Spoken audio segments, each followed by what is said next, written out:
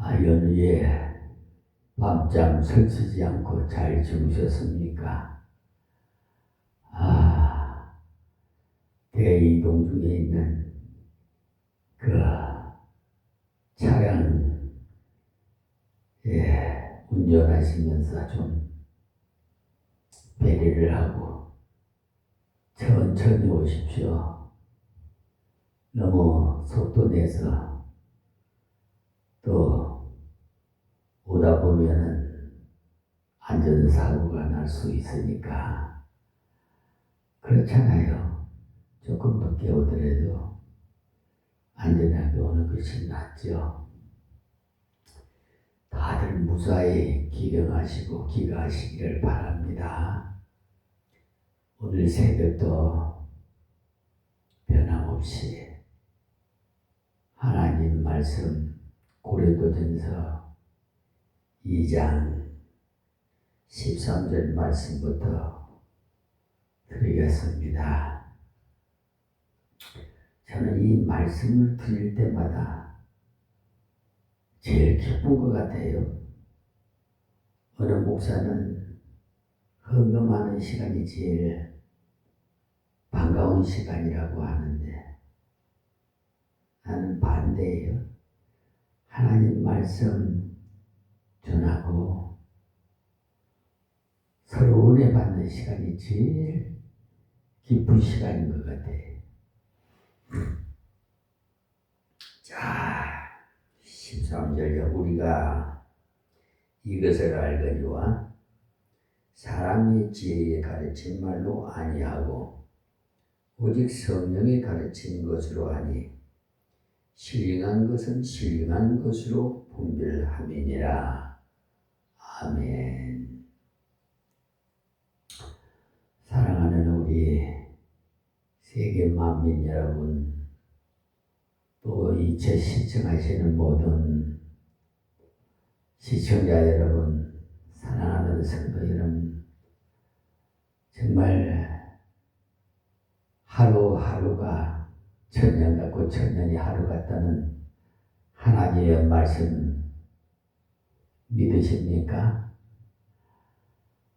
저는 날마다 청춘같이 더 젊어지는 것 같아요. 제가 이런 말씀 드리면 알겠죠. 목사님 거짓말한다 하겠지만 아니에요. 저는 진심으로 하는 말이에요. 여러분이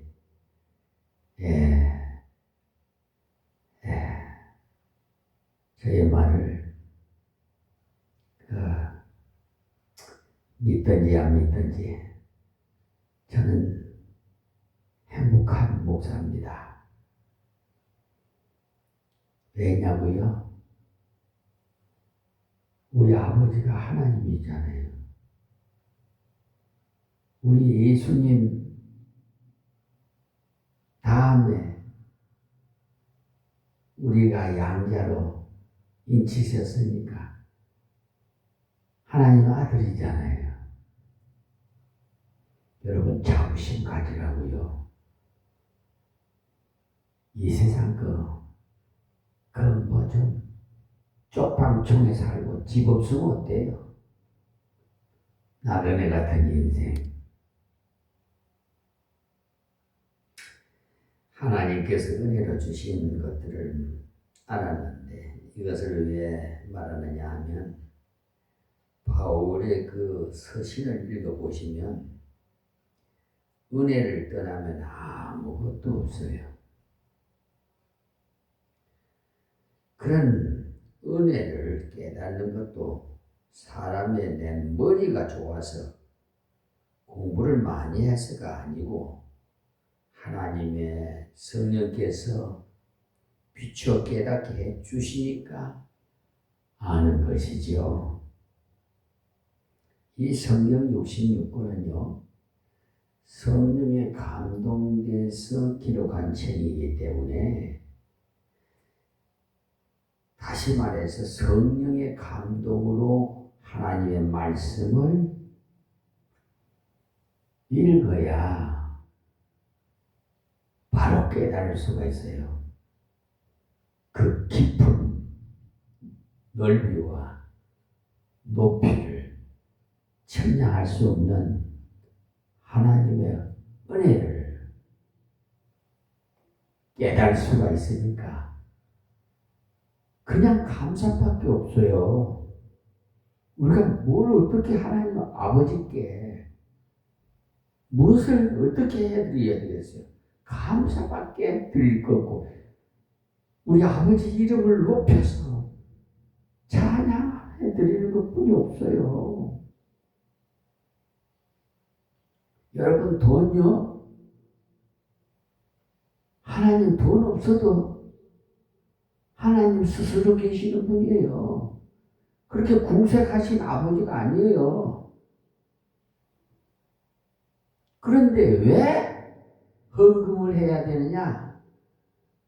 여러분, 푸른 목장에 양을 이끌고, 여러분 그 그림 보셨지요? 예수님이 양을 한 양을 안고 푸른 초장으로 인도하는 그런 사진, 그림 보셨죠? 그런 푸른 초장으로 인도하면은 양이요. 그 풀을 많이 먹을 거 아니에요. 영양가 있으니까. 그러니까 젖이 막 솟아나요. 생겨요. 그러니까 젖을 짜야 될 거 아니에요. 그렇죠? 그러니까 우리는 하나님의 말씀을 먹어야 양은 풀을 먹지만 우리는 하나님 말씀을 먹으면 어떻게 돼요? 양이 젖이 생기듯이 우리는 은혜를 받기 때문에 그 은혜에 감격해서 하나님 앞에 예물 드리는 거예요. 그게 여러분 안 드려도 돼요. 그런데 여러분 그건 자유하세요. 정말 하나님의 은혜를 받으면 인간이라면은 그냥 하나님 앞에 예물 안 드릴 수가 없어요.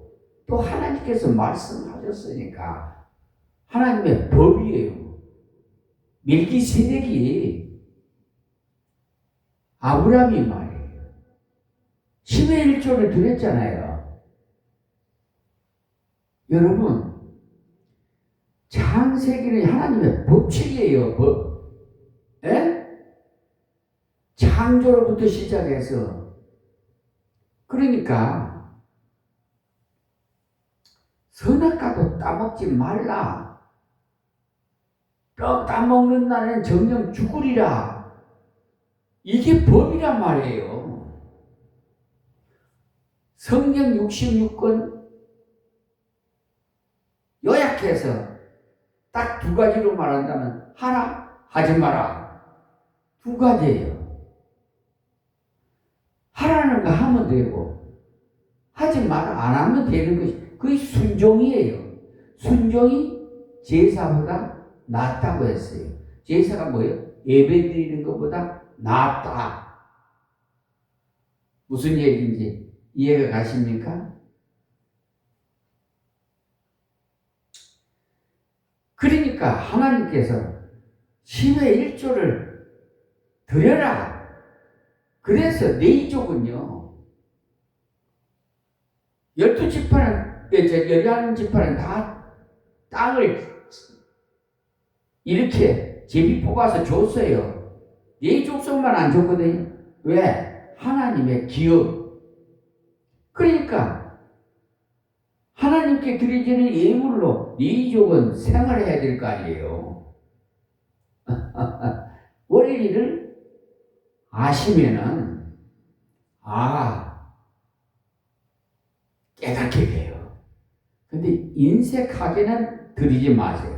그래 인색한 마음이 있으면 아예 드리지 마세요. 저 가부 두렙돈을 헌금 줬는 걸 예수님이 칭찬했어요.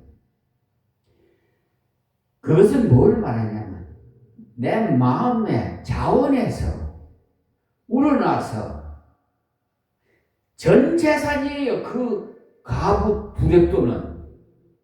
예. 우리가 볼 때는 적은 액수인 것 같아도 그 가부는 전 재산을 하나님께 드렸어요. 그러니까 억만장자가 다 하나님께 드렸다 이 말입니다. 이제 이해가 되십니까?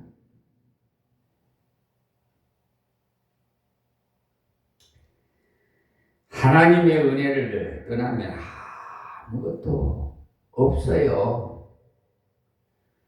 그런 은혜를 깨달은 것도 사람의 냇머리로 좋아서 공부를 많이 해서 아니고 하나님의 성령께서 비춰 깨닫게 해주시니까 아는 거지. 우리 485장 찬양 드리고 말씀 받겠습니다. 485장. 예, 저는 예전 성경책을 봅니다.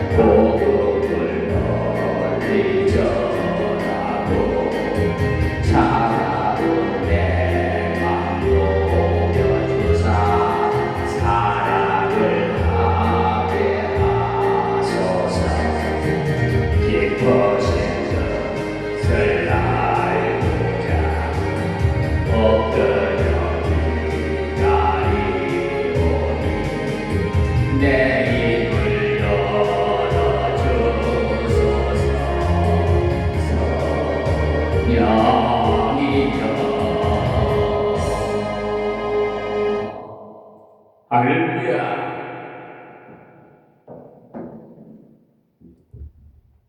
여러분,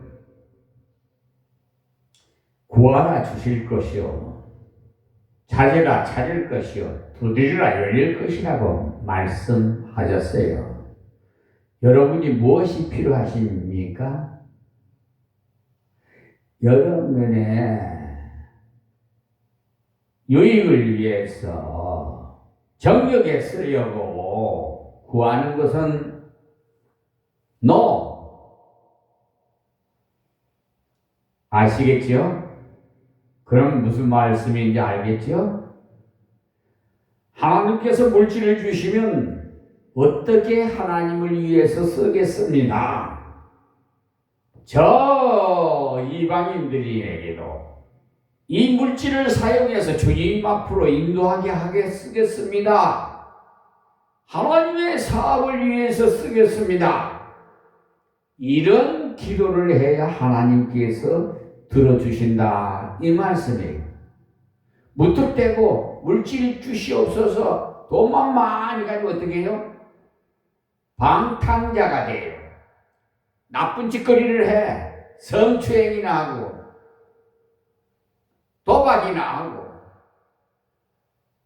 썩어질 것 구하고.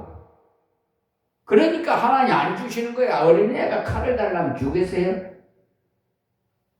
쓸 줄도 모르는데 안 줘요.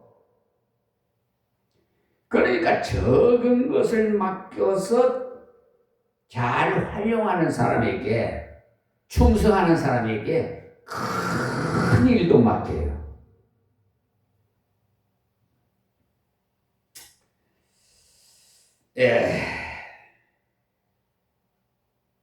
어떨 때는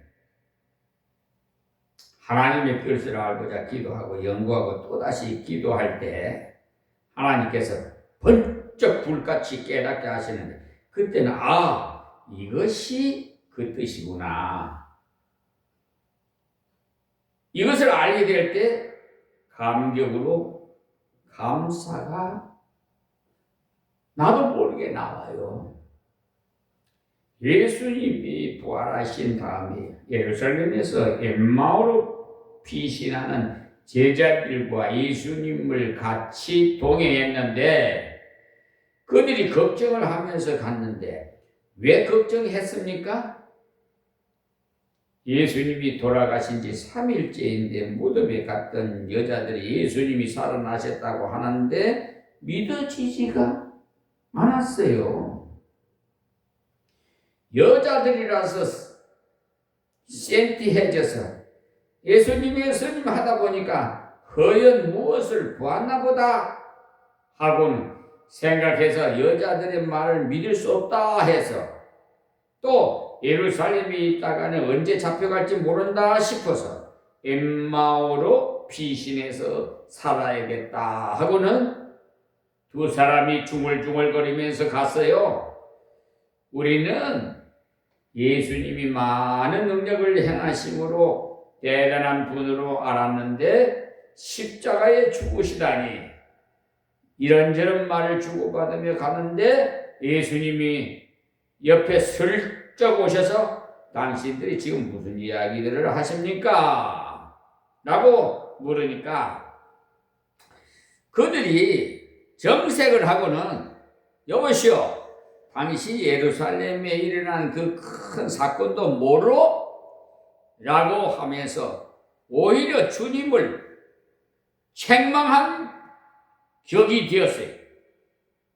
무슨 사건요?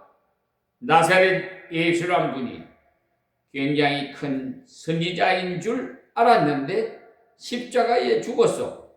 그런데 살아났다는 소문도 있으니 도대체 그 말을 믿을 수가 없어서 엠마오로 가는 중이요, 이렇게 말한 것입니다. 그때 예수님께서 시편의 구약의 그 선지자들이 예언한 말씀을 일깨워 주면서 그가 3일 만에 살아난다고 예언한 말씀들이 여러 곳에 있는데 왜 그리 더디 믿느냐? 충고하니까 그들이 마음에 충격을 받았어요. 그렇구나. 감동을 받고는 엠마오에 다 왔기에 예수님을 보고, 그들은 아직 그분이 예수님인 줄 모르는 상태입니다. 해도 저물고 하니까 우리와 같이 하룻밤 묵고 가십시오 하고는 여관집에 들어가서 식사를 하는데, 식사 기도는 신앙의 선배가 하는 것이 보통이기 때문에 선생님을 보니 성경을 많이 아시는데 선생님이 기도하시지요 라고 하니 예수님이 기도하시니 그때야 눈이 열려서 같이 온 분이 예수님인 줄 알게 됐어요. 그런데 예수님은 그들의 곁을 곧 떠났습니다. 그제야 성령의 그 심령의 눈도 열려서 우리에게 성경을 풀어주실 때 마음이 뜨겁지 아니하더냐, 이렇게 하면서 예루살렘으로 다시 올라가셨어요. 그들의 마음이 뜨겁다고 한 말은 바로 알아야 됩니다. 마음이 뜨겁다고 했는데 요사이 어떤 사람들은 몸이 떨리고 뜨끈하다고 하는데 그들은 마음이 뜨겁다고 했어요.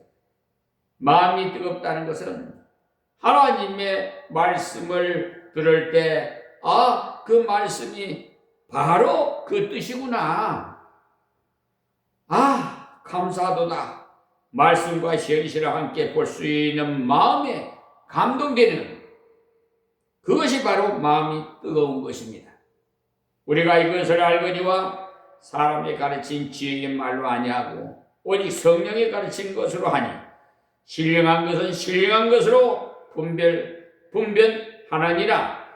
성령이 가르치심이라고 했으니까 우리 옆에는 항상 가정교사가 있다는 것을 알아야 돼요.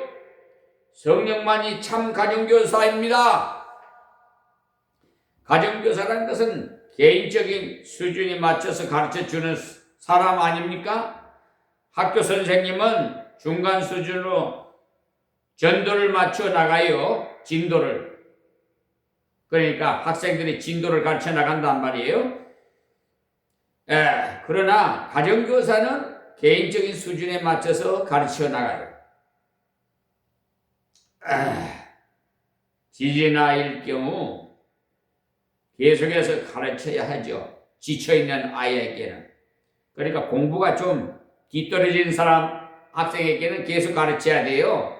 성령께서 진리 가운데로 인도하신다고 요한복음 16장 13절에 말씀하신 대로 성령은 진리의 영이라 우리를 진리 가운데로 인도하십니다.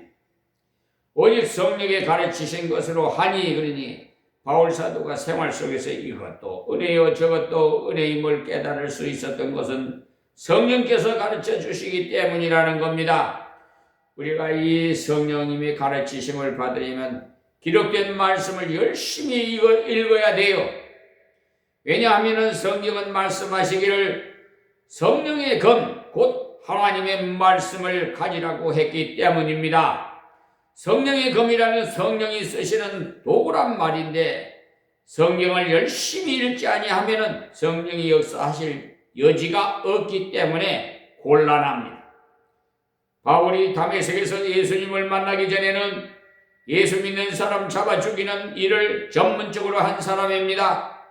이런 바울이 예수님을 만나자마자 예수님은 메시아시다라고 전하는 사람이 되어봤습니다. 그는 신학 공부를 따로 한 것도 아니고 당장 나가서 예수님의 정의로서 일할 수 있었던 것은 그것에 그 전에 구약을 많이 읽었기 때문에 성령께서 말씀해 그 본뜻을 열어주시니 구약의 말씀에 이르신 메시아가 바로 예수님임을 알게 된 것이죠.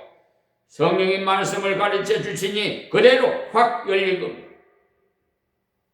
여러분들도 이 성령의 확 마음의 문이 열리는 역사가 일어나기를 주의 이름으로 축원합니다. 우리 가족 가운데도 예수 믿기 전에 성경을 열심히 읽었던 분께서는 예수를 믿자 바로 상당한 신앙의 자리로 나가는 것을 봤어요. 형님께서는 무교회주의자라면서 교회를 안 나갔어요. 사실은 성도가 못 되었기 때문이겠지만 말입니다. 진리도 진리를 알려고 성경을 열심히 그래도 읽었죠. 그러다 어느 기회에 예수를 영접해서 예수님을 영접하지 당장 달라진 것은 믿기 전에 이미 성경을 몇 번이나 읽었기 때문에 그렇게 빨리 진리 가운데로 들어갈 수 있는 그것은 자신들의 노력입니다. 오직 성령이 가르치신 것으로 하니, 그래서 바울이 이렇게 할 수 있었던 것, 구약을 이미 많이 읽었기 때문에 성령께서 진리 가운데 인도하셔서 이것도 은혜요 저것도 은혜 알았다는 것. 그러니 구원도 은혜고 생활도 은혜이고 직분도 은혜고 신앙이 어릴 때는 구원의 은혜임을 알겠는데 다른 것은 은혜인 줄 모르겠습니다. 그런데 돈 버는 것은 내 돈으로 벌었는데 은혜라고 할 수 있나 싶은 것 마음이 여러분 들지요. 그러나 옳은 신앙의 자리에 들어간 모든 것이 은혜임을 알게 돼요. 하나님께서 건강 주시지 않고 직장 주시지 않으면 어떻게 돈을 벌 수 있어요? 그래 은혜지. 그래 모든 것이 은혜가 아니면 안 된다는 사실 아세요? 직분도 사람이 알아줘서 표를 많이 받은 줄로 알겠지만은 하나님께서 은혜를 주신 겁니다. 이 사실을 바울은 말씀을 상고하는 중에 성령을 의지하고 기도하니 성령께서 가르쳐 주시더라는 겁니다. 신령한 것은 신령한 것으로 분별하느니라. 신령한 것이라 한다고 꼭 기도하는 것이나 성경 읽는 것만 말하는 것이 아니에요. 뒤에 보시면 신령하지 못한 사람은 시기와 분쟁을 한다고 했거든요. 반대로 신령한 사람은 시기와 분쟁을 안 한다는 겁니다. 그러니까 기도를 청산유수로 잘하고 성경을 달통한 사람이라 이야 신령한 사람이라고 생각하면 곤란해요. 신령한 사람이라면 그의 삶이 달라져야 돼요. 삶이 조금 더 달라지지 않았다면 신령한 축에 들어가지도 못합니다. 어떻게 하면 하나님의 뜻대로 살아볼까? 기도하면서 성경을 상고하면 성령으로 깨닫게 해주셔서 분별하게 돼요. 저 사람이 성경을 연구하면서 달라진 것 중에 하나가 전날까지는 교회에 와서 봉사하는 것이 하나님의 일이고 그 위의 것은 세속적이라고 이렇게 생각했는데 결국 그런 것이 아니라는 거예요. 우리가 세속적으로 만들어 버렸기 때문에 그렇게 된 거예요. 그런 것을 정직하고 진실한 게 잘 감당하며 사람들에게 신령한 은혜를 생활 속에서 보여주는 것이 됩니다.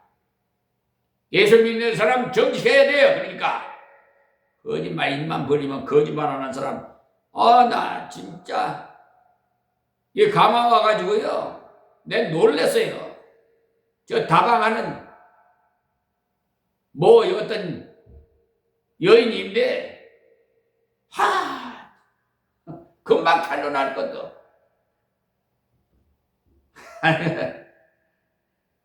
그분요 교회 돈 몇백만 원 떼묻고 도망가 버렸어요. 그냥 내가 그랬어요. 네. 그러니까 거짓말 하는 사람은 귀신의 애비니까 마귀 종이 됐으니 성문 밖에 던져질 거니까 내둬라. 돈 떼묻고 가더라도 떼둬보라. 가정에서 주부는 남편을 잘 받들고 자녀들은 사랑으로 잘 돌보는 그런 것이 신령한 겁니다. 요즘 말이에요. 좀 살다가 비오면 안 맞다고 성격 차이라고 또 다른 사건 트집 잡아가지고 이혼들 팡팡하고 항원 이혼이 요즘 많다고 그러더라. 또 여러분 하나님께서 짝재 준 거 나누면은 여러분들도 하나님 앞에 섰을 때 칭찬받지 못해요. 그거는 주권은 하나님께 있으니까 제가 뭐라 말씀 못 드리겠어요. 불법을 행한 자야 난 너 모른다. 이것은 확실해. 왜? 짝짓기는 나누지 못한다고 했거든요.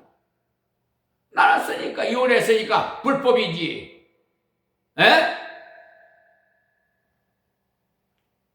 발작을 해요. 발작을 이혼해가지고는 발작을 해가지고 그걸 참지 못하니까 외간 남자 외간 여자 만나서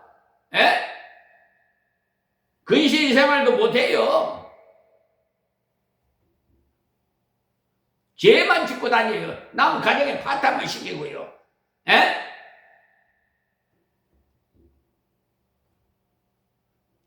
이게 현사에서 일어나고 있어요, 지금. 왜 혼자, 저 원룸이 왜 생겼어요? 혼자 사는 게 요즘 더 많아졌어요. 그래서 슈퍼마켓에도 1인용 거의 많이 이제 나온다는데 다 불법을 해간다. 물론 하나님께서 특별 은사로 독신으로 살게 하신 분도 있어요. 그러나 짝지은 것이 이혼하는 것은 그거는 불법이에요. 또 눈이 높아서 자기가 택하려고 그러니까 눈이 안 맞으니까 결혼 안 하는 거야. 자유분방해서 살고 싶어갖고. 예. 그리고 결혼해서도요, 내가 그거 듣고는 깜짝 놀랐어요. 예전에는 남자들이 그 룸싸움으로 가가지고 여성들 불러가고 술 따르게 하려 했는데 요즘은 여성들이 가가지고 아닌 같은 것들을 불러가고 술 따르게 한다고 그러더라고. 이게 뭔 놈 세상이 거꾸로 가가는가 모르겠어. 그리고 묻지마 감각이 있더라, 뭐이나. 그래가지고 그냥 개인정보, 자기는 내 대해서 묻지 않고 하루 그냥 즐기는 거야, 가서. 그런 감각이 있었다, 그래. 세상에서 즐기세요. 썩어질 거니까 다. 그리고 저 세상에 가서는 영원토록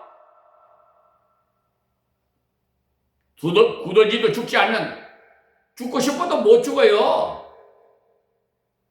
유황불 속에 들어가서 고통 받으면서 영원토록 살 거예요. 그러나 예수님 말씀 순종하고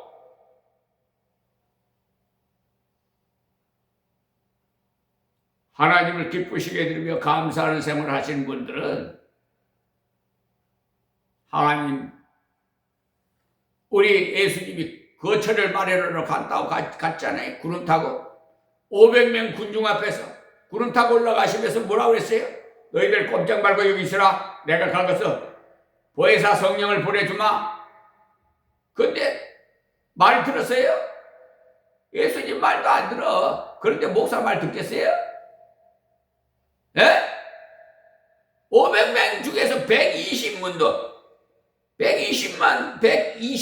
남고 다 가버렸어요. 제 갈 길로.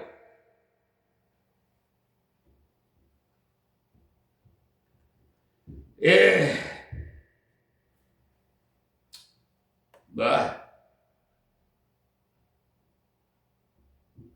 자기 선택권은 자기에게 있으니까, 개인에게 있으니까 마음대로 사세요. 네, 정말 불쌍해서, 영혼들이 불쌍해서 기도를 해줍니다마는 정말 그런 분들을 보면은 막 속에서 역겨워서 자기는 뽐내고 어쩌고 자가용 타고 다니면서 모양새 부리고 다니지만은 아이고 속에는 수확한 썩은 것이 있어요. 냄새가 막 풀풀 나.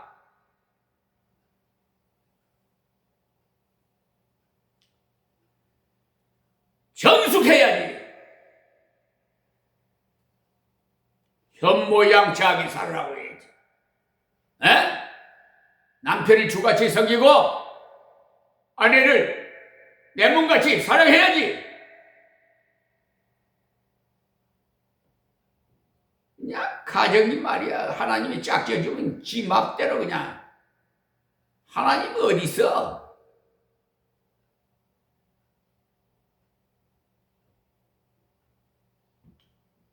14절 말씀입니다. 육에 속한 사람은 여기 육에 속한 사람은 3장 1절에 나오는 육에 속한 사람은 달라요. 육에 속한 사람은 구원받지 못한 사람이고 육신에 속한 사람은 구원받은 사람입니다. 육신에 속한 사람은 구원은 받았으나 신앙이 자라지 못한 사람. 육에 속한 사람은 육이라는 것은 말은 죄성으로서 죄로 기울어지려는 경향을 말해요. 그러나 육신이란 이 땅 위에 몸을 가진 것을 말합니다. 육에 속한 사람은 바로 세상 사람들로서 예수를 모르는 사람, 육에 속한 사람은 성령의 일을 받지 아니하나니라고 했어요. 예수님의 십자가와 부활을 믿음으로 구원을 주시는 복음을 받지 않는 것을 말합니다. 그리고 저희에게는 미련하게 보이며 또 깨닫지도 못하나니 이런 일은 영적으로라야 분별함이니라. 세상 사람들이 예수님의 십자가의 부활이 당신의 죄를 위함이라고 가르쳐 줄 때 포도숨 치는 이유는 하나님의 성령께서 그의 마음을 열어주시지 않으니까 도대체 알 수가 없기 때문에 성령께서 조명하여 주지 않으면 도무지 몰라요. 일본의 하천풍원이라는 분은요, 하나님 없다는 사람을 깜깜한 지하실에 데리고 가서 여기 아무도 없다 하니 그가 당신이 있잖소. 어두워서 안 보이는데 어떻게 있어? 안 보이지만 소리가 들렸잖소. 보시오. 안 보인다고 하나님이 없는 것이 아니오. 당신이 못 보니까 없다고 하는 것이지. 눈이 멀었든지 빛이 어둡든지 둘 중에 하나라는 겁니다. 영적으로도 그렇게 돼요. 그러니 우리는 하나님 말씀을 읽을 뿐만 아니라 성령께서 주장해 주시기를 기도하지 않으면 안 돼요. 자, 15절 말씀에 신령한 자는 모든 것을 판단하나 자기는 아무에게도 판단을 받지 아니하느니라. 어떤 사람은 이 말씀을 잘못 이해해가지고 성령의 은혜를 받으면 모든 것을 판단할 수 있고 자기는 판단하지 않아야 한다고 합니다. 특히 부흥사란 사람 중에 약간 나사가 풀어져서 그런 큰 소리를 치는 사람 간혹 있어요. 예? 그러나 여기서 모든 것을 판단한다는 말이나 또 아무에게나 판단을 받지 아니한다는 말은 율법 이상의 사람이 된다는, 판단 이상의 사람이 된다는 것입니다. 확실히 그래요. 성령의 은혜를 받기 전에는 이것이 죄가 되나 그렇지 않나 그런 것을 따집니다. 목사님, 그런 것도 죄가 됩니까? 따지는데 죄냐 아니냐가 중요한 것이 아니라 하나님께서 기뻐하시느냐 아니냐가 중요합니다. 죄가 되나 그렇지 않나 따지는 것은 겨우 턱걸이 하는 거예요. 낙제해서 면하는 거예요. 11조를 드리는데 세금을 떼고 드려야 합니까? 그냥 드려야 합니까? 묻는데 세금을 떼지 말고 드리십시오. 그렇게 묻는 이유는 어떻게든지 적게 드리려고 묻는 것 아니겠어요? 그런 사람일수록 하나님의 복을 다 달라고 해요. 그런데 하나님께서 어찌 그리 계산적인지, 사랑에는 계산이 없어요. 그래서 부모님들이 자녀를 사랑해서 이것저것을 줄 때 계산하지 않습니다. 일일이 적어 놓았다가 말하는 부모는 없어요. 자녀를 위해 쓴 돈을 다 잊어버려요. 주고 또 주는 것이 부모인데 그 이유는 자녀를 사랑하기 때문 아니겠어요? 그래서 이제 연말이 가까워요. 수차례 말씀드립니다. 한국교회 들어요. 기쁨 영수증 절대 발부하지 말아요. 다 떠나가더라도 거의 비움 맞추려고 써달라는 대로 써준다는 게 못된, 그게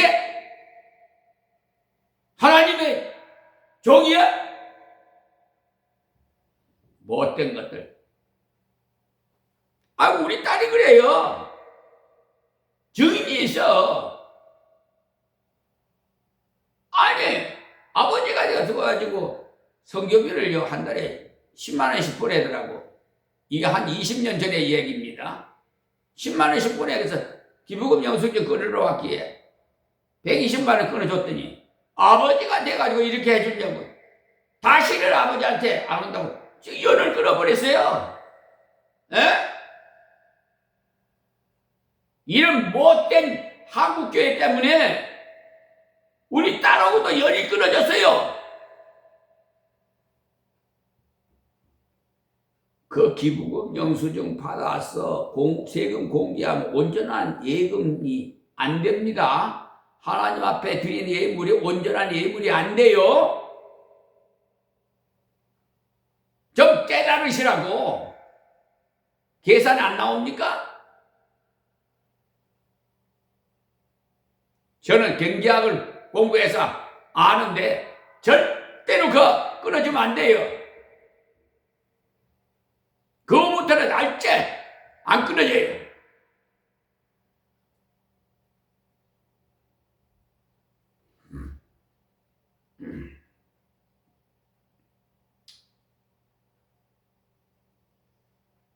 누가 주의 마음을 알아서 주를 가르치겠느냐. 그러나 우리가 주님의 마음을 가졌노라. 이 말은 우리가 그리스도를 기쁘시게 해드리는 것이 당연하다는 거예요. 그러니까 주님을 기쁘시게 해드리고자 기도하며 사는 그 사람이 바로 신령한 사람이에요. 그래서 3장으로 그 내용이 연결됩니다. 그래서 3장 1절에 형제들아 그랬어요.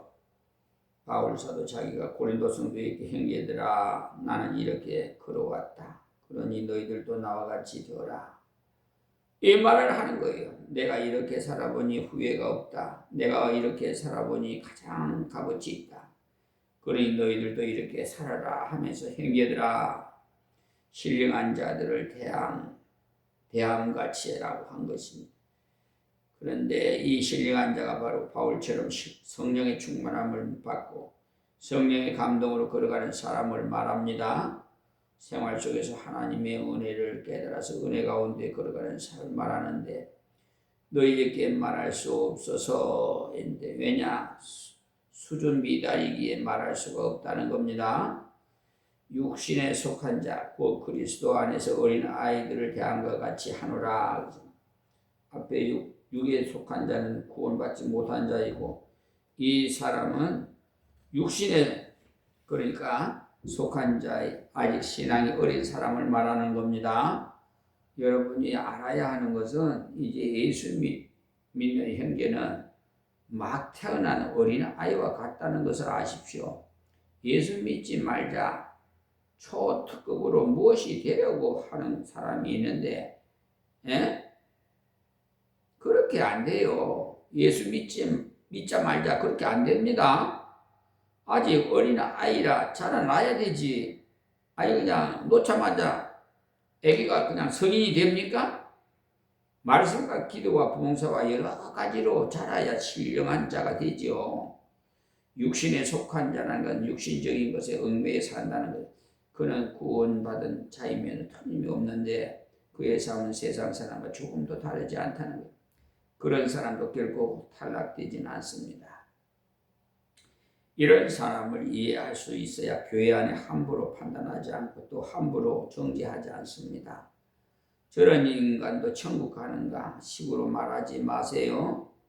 구원은 하나님만 아실 뿐이에요. 우리는 그가 신앙을 고백하기에 구원받은 형제라고 확정할 뿐이지 사람으로서 일일이 이렇다 저렇다 판단할 수는 없습니다. 어린 아이 그 2절에는 이 어린 아이가 어떻다는 것이 나오는데 2절 말씀에 내가 너희를 젖으로 먹이고 밥으로 아니하였노니 이는 너희가 감당치 못하였음거니와 지금도 못하리라. 그러니까 어린 아이가 어른과 다른 점은 젖만 먹지요.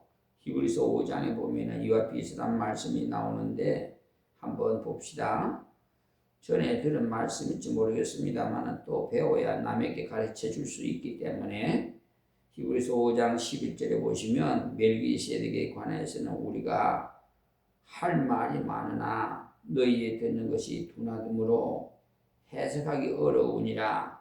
때가 오래므로 여기 때가 오래므로라고 하는 것은 예수 믿은 지 이미 오래되었으므로 이 말입니다. 너희가 마땅히 선생이 되어야 될 텐데 그러니까 믿음 어린 형제를 도와주는 사람이 되어야 할 텐데 그 말이에요. 너희가 다시 하나님 말씀의 초보가 무엇인지 누구에게 가르침을 받아야 할 것이니 이렇게 말씀했어요. 그러니까 이 말씀을 보면 초대교회도 어린아이 같은 신자가 많았다는 것을 알 수가 있어요. 흔히 초대교회 성도들은 모두가 은혜 속에서 능력 충만한 줄 아는데 천만의 말씀이요. 젖이나 먹고 단단한 식물을 못 먹을 자가 되었도다. 대저 젖을 먹는 자마다 어린아이니 의의 말씀을 경험하지 못한 자요라고 한 것을 보십시오. 어린아이 신자는요, 하나님의 말씀을 경험적으로 깨달아 보지도 못한 사람이라서 예수 믿어서 구원받은 그 진리만 안 사람이에요. 그러니까 장성한 신앙이 없습니다. 단단한 식물은 장성한 자의 것이니 저희는 지각을 사용함으로 연단을 받아 선악을 분별하는 자들이라 그랬어요. 장성한 자라면 두 가지를 해야 되는데 밥을 먹어야 되고 또 하나는 연단을 받아야 된다 이 말씀이에요. 밥만 먹고 가만히 눕혀놓기만 하면 몸이야 잘하겠지만은 인재가 못 돼요. 밥도 잘 먹지만 운동도 하게 하고 방도 쓸고 말도 쓸도록 가르쳐야 되겠죠. 대단한 강령부터 가르칠 것이 아니라 간단한 것부터 가르쳐야 합니다. 귀한 아이일수록 그런 것을 하도록 가르치십시오. 그래야 높은 자리에 올라갔을 때 낮은 사람들의 그런 시정을 알 수 있지. 그냥 제멋대로 키워놓으면은 남의 사정을 모르는 사람이 되어 존경을 못 받습니다. 근자에 보니까 저 삼성 회사 회장 아들이 미국 미국 영주권도 있는데 포기하고 한국에 와서 군에 들어가서 그것도 장교로 들어간 게 아니고 사병으로 들어가서 나는 그걸 보고 뉴스를 보고 정말 저 젊은이는 앞으로 하나님께서 크게 쓰시겠다. 저는 그렇게 생각했습니다. 본이 되게 정말 본이 되게 요셉이 어떻게 그런 훌륭한 정치를 할 수 있었느냐 하면요. 그는 밑바닥 인생을 경험했기 때문이에요. 우리나라 정치의 답답한 일은요. 농수산부 장관을 전혀 관계없는 계통의 공부를 한 그와는 다른 부서의 사람을 쓴다는 거예요. 농대 출신을 장관으로 세울 것이지 법대 출신을 농수산부 장관을 만드니까 탁상공론만 하는 거지. 농사가 어떤 것인지 주로 아는 사람을 세워야 농민의 고통을 조금이라도 알지. 그렇지 않겠어요? 젖이 무엇이에요? 제가 아는 설교가 젖입니다.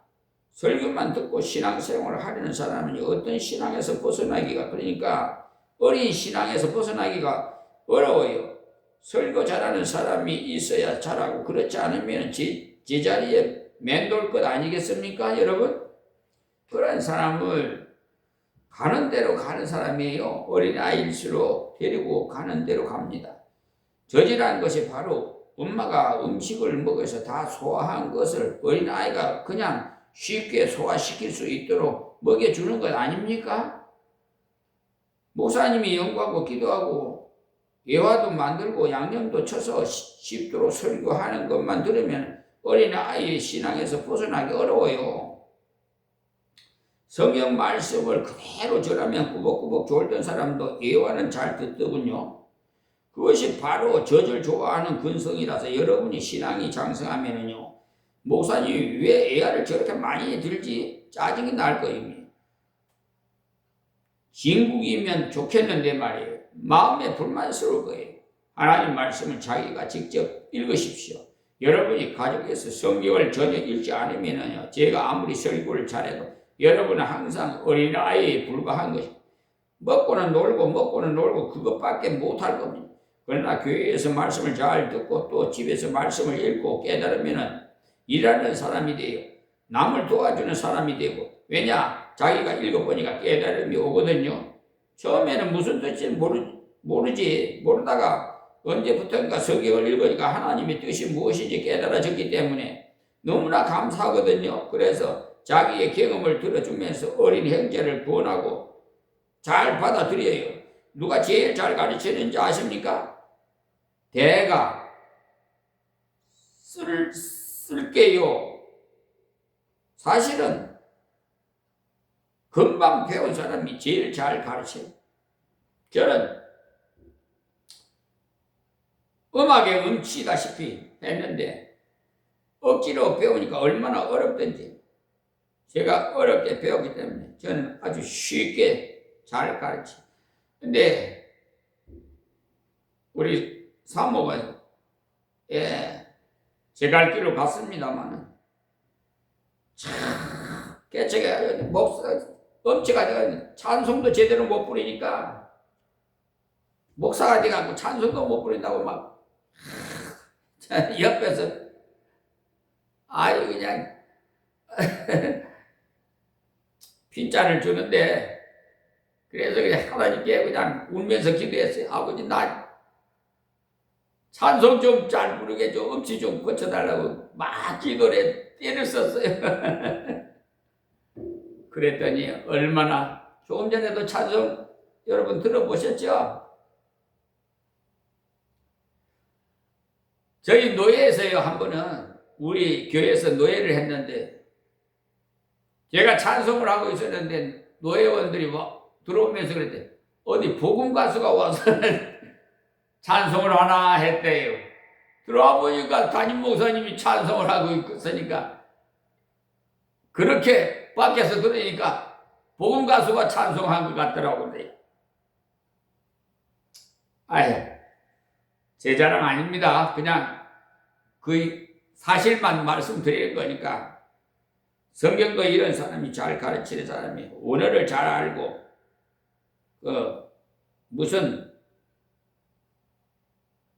뭐 박사학위 받은 사람이라고 잘 가르치는가 물론 공부를 많이 한 사람이 쉽게 잘 가르친다면 더 좋겠지요만은 저같이 부족한 사람이 하나님의 은혜를 알게 되면 쉽게 잘 가르칠 수 있어요. 원래 부족하던 사람이 은혜를 깨달아지면 자신이 무지해서 어렵던 그 고비가 어떠하다라는 것을 잘 이해해서 말씀드릴 수가 있거든요. 그래서 제가 좀 이렇게 강해 설교를 하는 거예요. 쉽게 좀 어린애에서부터 노인에 이르기까지 알아듣기 쉽게 설교를 풀어서 드리는 거예요. 이게 강해 설교예요.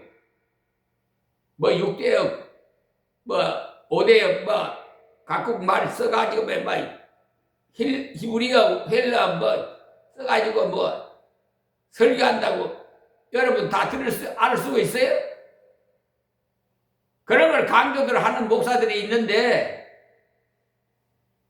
자기 자랑하는 거예요. 그거는 우리 하나님 자랑하는 게 아니라 자기 자랑하는 거예요. 그렇게 마세요.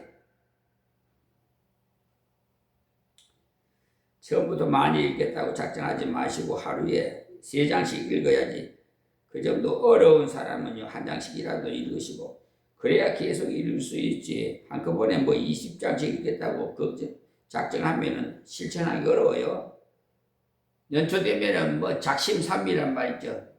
담배 끊는다고 뭐 하니 끊어져요. 지 생각이지. 하나님께서 딱 끊어. 정말 하나님 만나면요 술 담배 딱 끊어져 버려요. 그리고 생활이 180도로 틀려. 친구가 다 변해져 버려요. 세상 친구가 다 떨어져 버리고 우리 하나님 백성 형제간이 나 친구가 다 돼버려요. 제가 그 셀프 케이스예요. 어쩌다가 못 읽다고 해서 한꺼번에 다 읽으려면 지쳐서 포기가 하는 수가 있으니까 그럴 때도 밀린 건 다 읽으려고 부담 갖지 마시고 그 다음부터 읽어 나가십시오. 그래야 읽을 수 있지. 또 못 읽은 부족을 한꺼번에 다 읽으려고 시작해봐요. 기가 막혀서 포기하게 됩니다. 마귀는 그런 것을 잘 사용해요. 시작은 좋은데 어디 한번 볼까? 살살 비웃어서. 그러나 하루에 한 장 읽더라도 끊이지 않고 계속 읽으면 어린아이가 계속해서 음식을 먹으면 몸도 자라고 소화력이 강해져서 나중에는 음식을 분별하는 능력까지 생겨요. 그리고 제가 중간중간 소개해드리는 책도 꼭 읽으시고 저는요 우리 교회 이렇게 비록 미약하지만 성령의 역사가 일어나는 교회요. 30년, 40년 신앙생활 했던 사람들이 와가지고 하나님 만나서 펄펄 뛰는 곳이에요. 자, 그게 마음대로 됩니까? 책 읽는 거냐, 설교 듣는 것이 바로 저십니다. 우리가 우유를 먹더라도 여러분 마셔서 영양 보충하는 것처럼 주일날 와서 설교 듣는 것이 바로 영양 보충하는 거예요. 내가 몰랐던 것을 목사님이 해석하는 것을 들으므로 저렇게 연구하는구나. 그래서 배우는 거예요. 설교를 들을 때 이것이구나 라는 것도 배우지만 성경을 저렇게 해석하는구나, 저렇게 적용하는구나, 이런 것을 배움으로써 우리 생활 속에 적용할 때 장성한 성도가 되어가는 겁니다. 너희를 저주로 먹이고 밥으로 아니하였노니 이는 너희가 감당치 못하였거니와 지금도 못하리라 그랬어요. 고린도 성도들이 하나님 말씀을 직접 읽고 깨닫는 것보다는 그저 체험 이야기나 예화를 좋아했다는 겁니다. 고린도 교회야말로 체험이 많고 은사도 많고 그런 교회들이 우리 생각에는 은사를 많이 받았다면 아무 문제가 없을 텐데 싶은데 그들은 신령하지 못했어요. 방언을 한다고 해갖고 신령한 것이 아니에요. 방언을 하되 진리대로 하고 방언을 하되 진리대로 절제할 줄도 알고 덕을 세우면서 할 줄 알고 하나님 말씀 따라 할 줄 아는 그 사람이 신령한 사람. 능력을 받아서 전도하되 하나님의 진리를 따라서 바르게 해나가는 것이 신령하고 시간이 너무 지나 오늘 여기서 마치겠습니다. 하나님 고맙고 감사합니다. 주신 말씀 전했사오니 하나님 귀 있는 자는 다 듣게 하옵소서. 듣고 깨닫고 성찰하고 회개하고 바른 신앙생활을 할 수 있도록 은혜를 베풀어 주시옵시고 오직 예수 십자가만을 표대를 향해서 달려가는 경주자처럼 우리 사도 바울처럼 우리 에녹처럼 동행하는 삶이 되게 하여 주시옵시고 하나님 이방인도 구원해 주시옵소서. 우리나라 대한민국 5천년 역사를 가진 이 나라에 유구한 역사를 태어난 것에 하나님의 은혜에 감사하게 하여 주시고 이재명 대통령에게 권세와 권능과 지혜와 총명과 명철을 더해 주시고 국내외적으로 하나님이여 함께하사 모든 어려움을 헤쳐나갈 수 있도록 하나님 더욱 지혜를 주시옵시고 저 미국에 있는 트럼프 대통령을 다스려 주셔서 회개시켜 주시옵소서. 절대 앞으로는 굴욕적인 예견을 하지 않도록 하나님께서 다스려 주시옵소서. 자주국방에서 이 나라도 핵무기로 무장하여 세계가 다 대한민국을 엿보지 못하게 최강국으로 만들어 주시옵시고 요셉이 꿈에 보여줬던 몇 단이 다 요셉에게 절하는 것과 같이 저 200여 나라가 다 대한민국에 고개 숙이는 역사가 일어나게 하여 주시옵소서. 예수님의 이름으로 기도합니다. 아멘.